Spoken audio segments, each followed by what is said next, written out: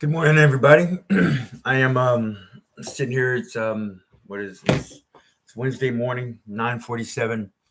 I am just got up not too long ago, about to get ready to go to work, and sitting here doing daily readings, and then I read this, and then I meditate a little bit, and then I do step 11, um, or then I'll read in my step 11, and because it's a good reminder, like in the big book it has the pages 84 through, it was 84 through 88, I do believe. Anyway, it kind of gives you an idea of what to do um each day, right? So but I am trying to get this I'm just trying to grow, and I'm trying to let go of a lot of things right now, and I'm trying to move forward from my breakup. I'm trying to move forward from old feelings and just things in the past, and I'm just trying to do my best to do that, because I know that the longer that I hang on to all that stuff, that the longer that I'm going to stay stuck, and I'm not going to allow myself to move forward, and doing my best to not play the victim and to be the suspect and all situations, because no matter what, I do play some kind of part, even though I don't like it sometimes, and I don't want to admit it. um and sometimes it might be even hard to see without talking to someone or doing that. I do play some kind of little part. What did I do to get me in this situation?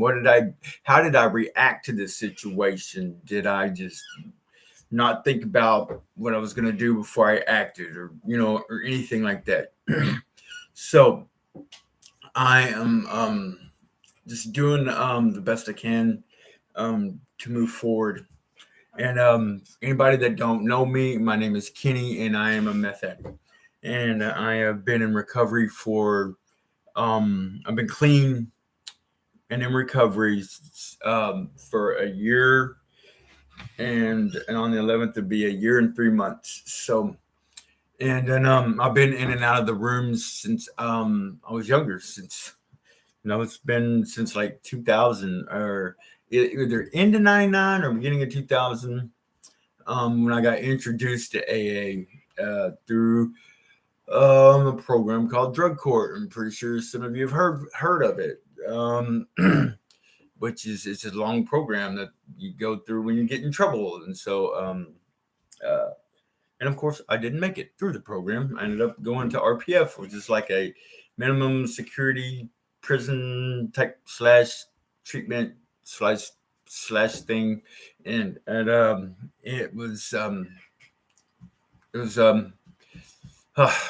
it was it is what it was. I mean, it was what it was. I can't speak. Okay, so and of course I don't have any viewers or anything like that. So it's okay. I'll just post this and go with it. So so I want to read what I started reading out of the excuse me, out of the 12 and 12. It says, that way you can get an idea of why I'm reading it. Okay, so it says, in the morning we think of the hours to come. Perhaps when we think of our day's work and the chances it may afford us to be useful and helpful. See, because my very life as a recovering addict depends upon my constant thought of others. That way I'm not constantly self obsessed. Okay. Or of some special problem that it may bring. Possibly today we'll see a continuation of a serious and as yet unresolved problem left over from yesterday. Emotional hangovers. Okay, if you had something going on yesterday and then you didn't really deal with it, you just kind of swept it under the rug and stuffed it down in the trash can somewhere, and um, it's hard for us as addicts to keep carrying all that yesterday's baggage with us, and if you do that every day and you have baggage, some kind of stuff from the day prior, you know what I mean, all that builds up, okay. And especially if you're not real experienced in dealing with your emotions or dealing with yourself, you're gonna have problems in that area, okay. Um so because that stuff builds up and you got to get it out, you got to just deal with it and be done with it and move on. Every day you got to look and see what happened. Where did I go wrong? What did I do? Could I have done this better? It's a constant look at self. That way you have some constant growth and constant change. Okay. Our immediate temptation will be to ask for specific solutions to specific problems, and for the ability to help other people as we have already thought they should be helped. In that case, we're asking God to do it our way. It's okay. I can pray for this and I can pray for that, but I mean, if it's just it just kind of depends on if is it God's will, is it God's will for me for what I'm praying for, I don't know, so if I'm praying and I'm asking for this and I'm asking for that, like it says, I'm still asking God to do it my way. One of the best simple little prayers, like it says in here, is I pray for the knowledge of your will for me and the power to carry that out. What is his will for me? What is it? I don't know. I wrote a deal on Facebook not too long ago and posted it, and then accepting God's will is accepting life on life's terms. If I'm constantly fighting life on life's terms, if I'm fighting that all the time, there's gonna be turmoil. There's gonna be unease on the inside all the time. You know what I mean? Lack of acceptance. Just lack. Those principles are put. Are there to practice to help give you some peace and serenity and be able to deal with people, situations, life. And that way you're not always constantly turmoil. So anyway, therefore, we ought to consider each request carefully to see what its real merit is. What is it? What is it? Even so, when making specific requests, it will be well to add to each one of them this qualification, if it be thy will. We ask simply that throughout the day, God place in us the best understanding of his will that we can have for that day, and that we be given the grace by which we may carry it out. As the day goes on, we can pause where situations must be met and decisions made, and renew the simple request, thy will, not mine, be done.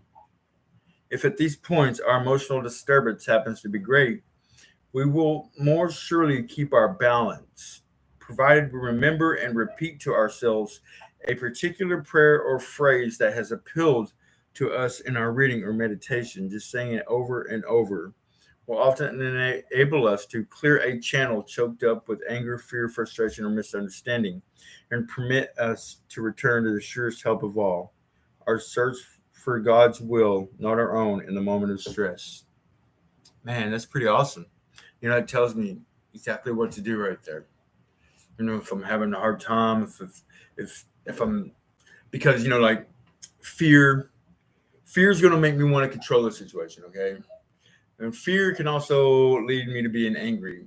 Um, um, and a frustration, getting frustrated over a problem or some problem over this person or over this or over that, misunderstanding. What is, I don't understand what's going on. Why? What is it? What is this? What is this? I don't know. Calm down. Just calm down. And just try to clear that channel. And like I said, just to say a little prayer, and then uh, try to clear your mind and just reconnect and recenter. You know, at these critical moments, if we remind ourselves that it is better to comfort than to be comforted, to understand than to be understood, to love than to be loved, we will be following the intent in step 11. You know, I like reading this stuff because it's like, you know, especially, I can be going through a certain thing or a certain situation and things just don't, and I'll always like be trying to micromanage it in my head and try to make it either go away or just deal with it in some kind of negative way, like, distraction or avoidance. I've been trying to just move forward because I'm tired of feeling the way I'm feeling. Um, and I'm trying to do, I'm doing my best to do the right thing every day. And, and I screw up, I screw up. I still have, I still have my day, and, you know, I don't really think about it, but using, um, hasn't really, don't really cross my mind as much as it used to. And don't get me wrong, it still does every once in a while, but not like it used to, you know. And that's a cool deal, because I can't do that. And um, the and there's a lot of things that's connected to using, like drinking and using. It was connected. That's how I connected to people. That's how I related to people. That's how I felt a part of a crowd. That's how I talked to people. Um, it's how I lived. So like, trying to learn how to connect with people, face fears of people, talk to the opposite sex. Learning how to have fun without trying to incorporate a certain feeling or thoughts or this into it. It's not. It's just. It's not always easy. Okay. Um, and also, I've been trying to make. I made some changes. Um, I've been staying in my camper, and it's I need it, and it's been like my little safe bubble. You know what I mean? It's been like it's just so I needed to do something different, and so I moved into the house with my sister and my niece, and just been in here, and uh, so it's I yeah, and it's pretty it's a lot different. Like yesterday, I cooked my first meals in here, man, and it felt so strange cooking in a regular kitchen. And like, whoever thought it would feel weird to live in a house? You know what I mean? Like, um, everything is just weird, and but I'm trying to make some positive changes. I'm trying to have a little bit of normalcy from what I've been doing, and I think maybe it'll help. I don't know. We'll see. I'm not sure. So um, but if I know, like, if there's anyone struggling out there, I like I said before, I've been in and out of recovery for a long time. It's taken what it took what it took um for me to get here, and and it's like, and sometimes I wonder how I stay, you know. Sometimes I wonder how do I stay here, you know. Um how I'm in counseling, so like, how do I keep going to counseling? Before I never did that, you know. I didn't. I don't know. I didn't do it. I'd always like just give up on it, actually did my homework. I had to write a whole bunch of stuff on values from my counselor, and actually did it. Change, and so that made me think about, like, well, actually, like, maybe I am changing. Maybe because sometimes I'll doubt my sincerity on wanting this, or I'll doubt myself, which is something I've always done to myself, is make myself doubt myself. And you know, so just trying to learn how to be easier on me, man. Just trying to be better to me, and trying to just live, you know. I still got a lot of growth. I still got so much, but um I'm trying not to, like, hurry and get to the destination, to a destination, and I'm trying to slow down and just enjoy all the in between, because it's like I'm always, like, trying to hurry, hurry, hurry, hurry, and rush, rush, rush, rush. I don't even know why I did this live stream. I didn't even know when. It's like, you know. So anyway, I got to get ready for work. So I hope y'all have a good one, man. And if there's anybody out there, you're all fucked up, your life's crazy. You're isolated all the time, constantly chasing something, whatever your drug is, whatever you're doing, constantly chasing it, wishing that you could put something else before that and just live your life, but you have to have that. Lonely, even when you're around people, and don't know what you're doing anymore, except just living to get high or drunk or whatever,